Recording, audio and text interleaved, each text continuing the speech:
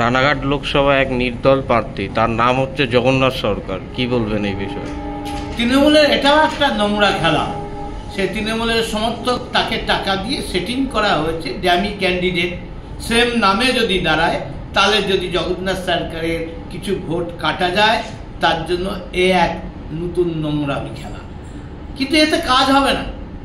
যারা সচেতন তারা সকলেই জানে এমপি জগন্নাথ সরকার, তার প্রতীক হচ্ছে পদ্ম ফুল, তাই সেটা 2 নম্বরে আছে।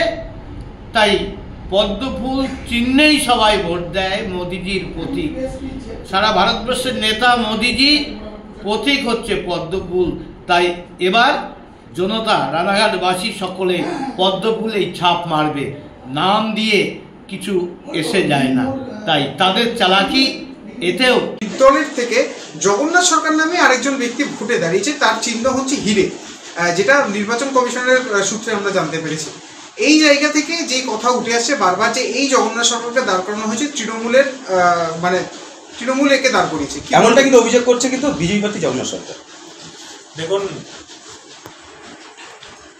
কোন জগন্নাথ সরকার দাঁড়িয়েছে, কোন জগন্নাথ সরকার তাতে অপ্রাসঙ্গিক হয়ে পড়েছেন, কোন জগন্নাথ সরকারের যৌক্তিকতা নেই রানাঘাট লোকসভার মানুষের কাছে, সেটা আমার কোনো আলোচ্য বিষয় নয়। যে কোনো ব্যক্তি ভোটে কন্টেস্ট করতে পারে, সেটা জগন্নাথ সরকার নামে হতে পারে, অন্য নামেও হতে পারে।